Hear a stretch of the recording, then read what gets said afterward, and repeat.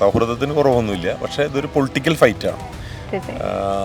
ഞങ്ങൾ 100% രാഷ്ട്രീയം പറഞ്ഞുകൊണ്ടാണ് ഞങ്ങൾ ഈ തെരഞ്ഞെടുപ്പിനെ നേരിടുന്നത്. ഈ മണ്ഡലത്തിൻ്റെ പിന്നോക്കാവസ്ഥ, വികസനമില്ലായ്മ, ഇത് മാത്രമാണ് ഞങ്ങൾ ഈ തെരഞ്ഞെടുപ്പിൽ ചർച്ചയാക്കുന്നത്. മാറാത്തത് മാറും എന്ന് ഞങ്ങൾ മാറ്റി കാണിച്ച ആളുകളാണ്. അതുകൊണ്ടാണല്ലോ പിണറായി വിജയൻ പ്രതിനിധി സംഘത്തെ, തൻ്റെ മന്ത്രിസഭാ അംഗങ്ങളെ വികസനത്തെക്കുറിച്ച് പഠിക്കാൻ വേണ്ടിയിട്ട് ഗുജറാത്തിലേക്ക് പറഞ്ഞയക്കുന്നത്. ആ ഗുജറാത്ത് ഞങ്ങൾ മണലൂരിൽ സൃഷ്ടിക്കും. ഇവിടുത്തെ അടിസ്ഥാന സൗകര്യ വികസനമാണ് ഞങ്ങളുടെ പ്രഥമ പരിഗണന എന്ന് പറയുന്നത്. ഏറ്റവും ആദ്യം ഞങ്ങൾ പരിഹരിക്കാൻ ഉദ്ദേശിക്കും കുടിവെള്ള പ്രശ്നമാണ്. കുടിവെള്ളം കിട്ടാത്തൊരു വീട് പോലും മണലൂർ മണ്ഡലത്തിൽ ഉണ്ടാവില്ല എന്നുള്ളത് ഞങ്ങൾ ഉറപ്പാക്കും. മണലൂർ മണ്ഡലത്തിലെ NDA സ്ഥാനാർത്ഥി അഡ്വക്കേറ്റ് KK അനീഷാണ് ഇന്ന് നമ്മളോടൊപ്പം ഉള്ളത്. നമസ്കാരം ചേട്ടാ. നമസ്കാരം. എങ്ങനെ പോകുന്നു പ്രവർത്തനങ്ങൾ, പ്രചരണങ്ങൾ, കാര്യങ്ങളൊക്കെ എങ്ങനെ പോകുന്നു? പ്രചരണം വളരെ നല്ല രീതിയിൽ സിസ്റ്റമാറ്റിക്കായിട്ട് മുന്നോട്ട് പോകുന്നു. ഞങ്ങൾ ഇലക്ഷൻ പ്രഖ്യാപിച്ച അന്ന് മുതൽ കൃത്യമായിട്ടൊരു വർക്കിംഗ് പ്ലാൻ തയ്യാറാക്കിയിട്ടുണ്ട്. ഒരു 3 ഘട്ടമായിട്ടുള്ള പ്രചരണം. അതിൻ്റെ 3ാം ഘട്ട പ്രചരണത്തിലേക്ക് ഞങ്ങൾ കടന്നു. ഞങ്ങൾ പ്ലാൻ ചെയ്ത രീതിയിൽ എണ്ണയിട്ട യന്ത്രം പോലെ ഞങ്ങളുടെ സംഘടനാ സംവിധാനം മണലൂർ മണ്ഡലത്തിൽ പ്രവർത്തിക്കുന്നുണ്ട്. ചൂടാണ്, വെയിലാണ്, നമുക്ക് അനുകൂലമായ ഒരു കാലാവസ്ഥയല്ല. ഇപ്പോഴും ഒരുപാട് പേര് പ്രവർത്തകർ കൂടെയുണ്ട്. എങ്ങനെയാണ് അവരുടെ പ്രവർത്തനങ്ങളൊക്കെ പോകുന്നത്? അല്ല, ഇപ്പോൾ പ്രവർത്തകർക്ക് ആവേശം കയറി കഴിഞ്ഞു.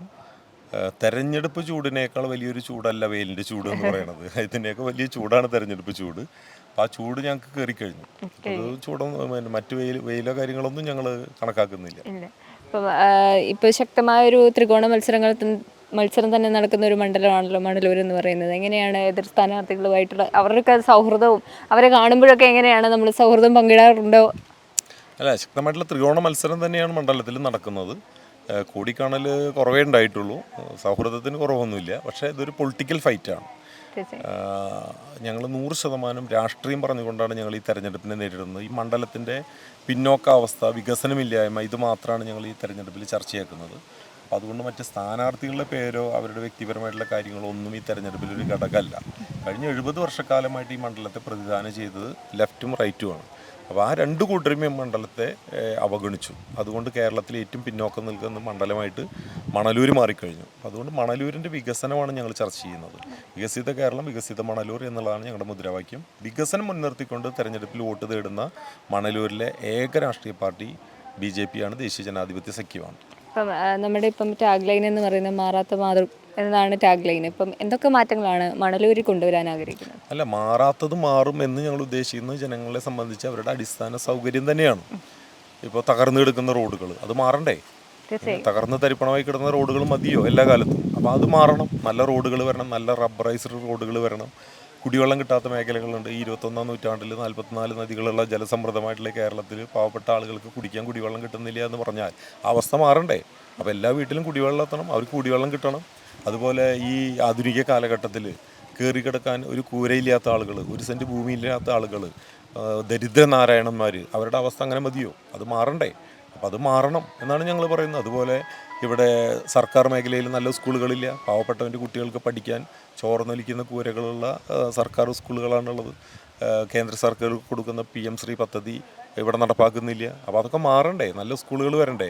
ഇവിടെ പഠിച്ചിറങ്ങുന്ന, കഷ്ടപ്പെട്ടിട്ടായാലും പഠിച്ചിറങ്ങുന്ന നമ്മുടെ ചെറുപ്പക്കാർക്ക് തൊഴിൽ കിട്ടാൻ എന്തെങ്കിലും ഒരു വ്യവസായ സ്ഥാപനം ഉണ്ടോ സർക്കാർ മേഖലയിൽ? അതൊന്നുമില്ലല്ലോ. അപ്പോൾ അതെല്ലാം വരണ്ടേ? അപ്പോൾ നിലവിലുള്ള അവസ്ഥ മാറണം. അതുപോലെ നല്ലൊരു ആശുപത്രി, ആകെയുള്ള ഇവിടെ ഒരു ബ്ലോക്ക് ആശുപത്രിയാണ്. ഒരു ജില്ലാ നിലവാരത്തിലുള്ള ഒരു ആശുപത്രിയോ താലൂക്ക് നിലവാരത്തിലുള്ള ഒരു ആശുപത്രിയോ മണലൂരില്ല. തൃശ്ശൂർ ജില്ലയിലെ ഏറ്റവും വലിയ നിയോജക മണ്ഡലമാണ് മണലൂർ. 3 ലക്ഷത്തിലധികം ആളുകളുണ്ട് ഈ മണ്ഡലത്തിൽ. ഈ 3 ലക്ഷം ആളുകൾക്ക് ഒരു ആശുപത്രി ഉണ്ടോ? അപ്പോൾ അത് മാറണ്ടേ? ഈ അവസ്ഥ മാറണ്ടേ? അപ്പോൾ അതുകൊണ്ടാണ് ഞങ്ങൾ മാറാത്തത് മാറും, BJPക്ക് അവസരം തന്നാൽ മാറാത്തത് മാറും എന്ന് ഞങ്ങൾ പറയുന്നത്. മാറാത്തത് മാറും എന്ന് ഞങ്ങൾ മാറ്റി കാണിച്ച ആളുകളാണ്. അതുകൊണ്ടാണല്ലോ പിണറായി വിജയൻ പ്രതിനിധി സംഘത്തെ, തൻ്റെ മന്ത്രിസഭാ അംഗങ്ങളെ വികസനത്തെക്കുറിച്ച് പഠിക്കാൻ വേണ്ടിയിട്ട് ഗുജറാത്തിലേക്ക് പറഞ്ഞയക്കുന്നത്. ആ ഗുജറാത്ത് ഞങ്ങൾ മണലൂരിൽ സൃഷ്ടിക്കും. ഇപ്പം മണലൂർ മണ്ഡലത്തെ പറ്റി പറയുകയാണെങ്കിൽ തീരദേശ മേഖലയുള്ള ഒരു മണ്ഡലമാണ്. അപ്പോൾ തീരദേശ മേഖലയിലെ കടൽക്ഷോഭം, അതുപോലെ തന്നെ അവിടെയുള്ള കുടിവെള്ള പ്രശ്നങ്ങളൊക്കെ ഒരുപാട് രൂക്ഷമായിക്കൊണ്ടിരിക്കുന്ന ഒരു സ്ഥലം കൂടിയാണ്. അതിനൊക്കെ ഏതൊക്കെ തരത്തിലുള്ള മാറ്റങ്ങൾ കൊണ്ടുവരാനാണ് ആഗ്രഹിക്കുന്നത്? തീരദേശ മേഖലയിലെ ജനങ്ങൾ വലിയ ദുരിതം അനുഭവിക്കുന്നുണ്ട്. 40 വർഷം മുമ്പ് പണിതിട്ടുള്ള കടൽ ഭിത്തിയാണ് ഇന്നും അവിടെ നിലവിലുള്ളത്. പല സ്ഥലത്തും കടൽ ഭിത്തി പൂർണ്ണമായിട്ട് തകർന്നു പോയി.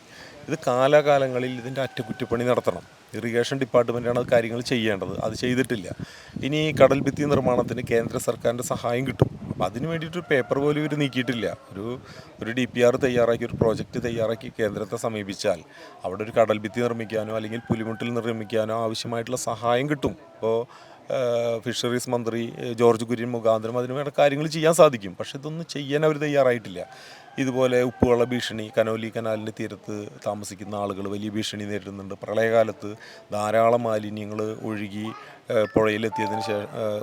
എത്തിയത് കാരണം പല സ്ഥലത്തും പുഴയുടെ ആഴം കുറഞ്ഞു. അപ്പോൾ അതുകൊണ്ട് തീരപ്രദേശങ്ങളിൽ താമസിക്കുന്ന ആളുകൾ, പുഴയുടെ തീരത്ത് താമസിക്കുന്ന ആളുകൾ വലിയ ബുദ്ധിമുട്ട് അനുഭവിക്കുന്നുണ്ട്. അപ്പോൾ അതിന് പരിഹാരം എന്ന് പറഞ്ഞാൽ അടിഞ്ഞുകൂടിയിട്ടുള്ള മണ്ണ് എടുക്കുക എന്നുള്ളതാണ്. പക്ഷെ അതിന് പകരം ഇപ്പോൾ അവർ ചെയ്തുകൊണ്ടിരിക്കുന്നത് എന്താണെങ്കിൽ, ഇതിൻ്റെ മറവിൽ പുഴയുടെ ചില ഭാഗങ്ങളിൽ അനധികൃതമായിട്ട് വൻതോതിൽ മണ്ണെടുപ്പാണ് നടക്കുന്നത്. മണ്ണ് മാഫിയെ സഹായിക്കുന്ന നിലപാടാണ് ഇപ്പോൾ സ്വീകരിച്ചുകൊണ്ടിരിക്കുന്നത്. ഒരു പുഴയുടെ ആഴം കുറഞ്ഞിട്ടുണ്ടെങ്കിൽ അതെല്ലാ സ്ഥലത്തും, പുഴയിലെ എല്ലാ സ്ഥലത്തും ഒരുപോലെ മണ്ണെടുത്ത് പഴയ രീതിയിലാക്കുകയല്ലേ ചെയ്യേണ്ടത്, അല്ലാതെ പുഴയുടെ ഒരു ഭാഗം മാത്രം കുഴിച്ചു കൊണ്ടാക്കുകയല്ലല്ലോ ചെയ്യേണ്ടത്.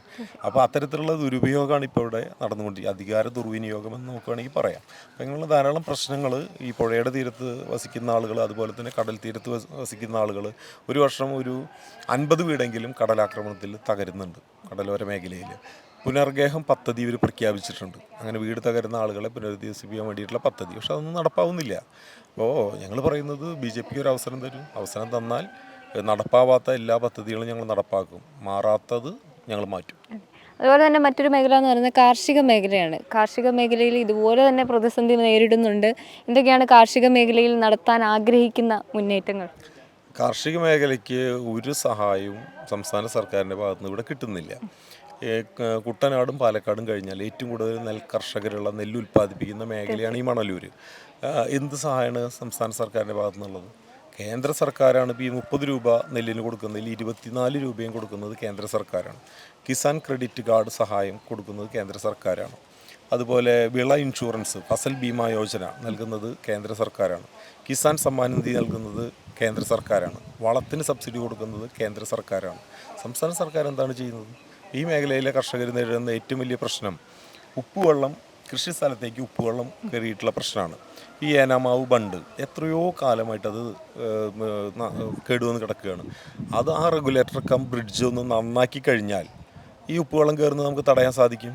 ഇവർ നോക്കുകുത്തിയല്ലേ, ഭരണം നിശ്ചലമാണ്, ഭരണം നോക്കുകുത്തിയാണ്. അത് ചെയ്യാൻ സാധിക്കുന്നില്ല. അവിടെ താൽക്കാലിക ബണ്ട് നിർമ്മിച്ചുകൊണ്ടാണ് കർഷകർ ഇപ്പോൾ കൃഷിയെ അവിടെ സംരക്ഷിച്ചുകൊണ്ടിരിക്കുന്നത്. അതിന് വേണ്ടിയിട്ട് അനാവശ്യമായിട്ട് ഓരോ വർഷവും 50, 60, 100, 90 ലക്ഷം രൂപ താൽക്കാലിക ബണ്ട് നിർമ്മിക്കാൻ വേണ്ടി ചിലവഴിക്കുകയാണ്. ആ താൽക്കാലിക ബണ്ട് നിർമ്മിക്കാൻ വേണ്ടി ചിലവഴിക്കുന്ന തുകയുണ്ടെങ്കിൽ ഈ ഏനാമാവ് റെഗുലേറ്റർ കം ബ്രിഡ്ജിൻ്റെ അറ്റകുറ്റപ്പണി നടത്താൻ സാധിക്കും. അപ്പോൾ ഒരു കഴിവ് കെട്ട ഭരണമാണ് ഇവിടെ നടന്നുകൊണ്ടിരിക്കുന്നത്. അപ്പോൾ അതിനൊരു മാറ്റം വേണമെന്ന് മണലൂർ ജനങ്ങൾ ആഗ്രഹിക്കുന്നുണ്ട്. ആ മാറ്റം ഉണ്ടാക്കാൻ വേണ്ടിയിട്ടാണ് ഞങ്ങളെല്ലാവരും പരിശ്രമിക്കുന്നത്. മാറി മാറി വന്ന ഭരണകൂടങ്ങൾ ഒരു തരത്തിലുള്ള വികസനങ്ങളും മണലൂരിന് കൊടുത്തിട്ടില്ലെന്നാണ്. ഇല്ല, അവരെ സംബന്ധിച്ച് രാഷ്ട്രീയം എന്ന് പറഞ്ഞാൽ ഉപജീവന മാർഗ്ഗമാണ്. അവർക്ക് ജീവിക്കണം എന്ന് മാത്രമേ ഉള്ളൂ, അല്ലെങ്കിൽ അവരുടെ ഒരു 100 തലമുറയ്ക്ക് ജീവിക്കാനുള്ളത് സമ്പാദിക്കണം എന്ന് മാത്രമേ ഉള്ളൂ. അതവർ നന്നായി ചെയ്യുന്നുണ്ട്, വൃത്തിയായി വെടുപ്പായിട്ട് അവർ ചെയ്യുന്നുണ്ട്. ജനങ്ങളെ സംരക്ഷിക്കുക എന്നുള്ളത് അവരുടെ ലക്ഷ്യമല്ല. ഞങ്ങളെ സംബന്ധിച്ച് ഞങ്ങൾക്ക് ഒരു അധികാരമില്ലാത്ത കാലത്തും ഞങ്ങളെ സംബന്ധിച്ച് രാഷ്ട്രീയ പ്രവർത്തനം എന്ന് പറഞ്ഞാൽ പൊതുജന സേവനമാണ്. ഞങ്ങളുടെ വരുമാനത്തിൻ്റെ ഒരു ഭാഗം സമൂഹത്തിന് വേണ്ടി ചിലവാക്കുന്ന സ്വഭാവക്കാരാണ്. ഇപ്പോൾ സേവാഭാരതി പോലുള്ള സംഘടനകളിൽ കൂടി നിരന്തരമായിട്ടുള്ള സേവന പ്രവർത്തനം ചെയ്യുക, അത് ഞങ്ങളുടെ രക്തത്തിൽ അലിഞ്ഞതാണ്. അപ്പോൾ അധികാരം കിട്ടിക്കഴിഞ്ഞാൽ കുറച്ചുകൂടി നന്നായി ഞങ്ങൾക്ക് ചെയ്യാൻ സാധിക്കും എന്നുള്ളത് കൊണ്ടാണ് ഞങ്ങൾ ഈ മത്സരരംഗത്തേക്ക് തന്നെ വരുന്നത്. ഇപ്പം ലോക്സഭാ തെരഞ്ഞെടുപ്പിൽ സുരേഷ് ഗോപി സാറിന് ലഭിച്ചത് മണലൂരിൽ നിന്ന് ഏകദേശം 62,000-ഓളം അധികം വോട്ടുകൾ ലഭിക്കുകയുണ്ടായി. ഈ വോട്ടുകളെല്ലാം ഈ നിയമസഭാ തെരഞ്ഞെടുപ്പിൽ നമുക്ക് ലഭിക്കുമെന്ന പൂർണ്ണ ബോധ്യമുണ്ടോ? തീർച്ചയായിട്ടും സുരേഷ് ഗോപിക്ക് കിട്ടിയിട്ടുള്ള വോട്ടുകൾ, BJP ഇഷ്ടമുള്ള ആളുകൾ, BJP സ്ഥാനാർത്ഥിയാണ് സുരേഷ് ഗോപി എന്ന് മനസ്സിലാക്കി താമര ചിഹ്നത്തിൽ ചെയ്തിട്ടുള്ള വോട്ടുകളാണ്.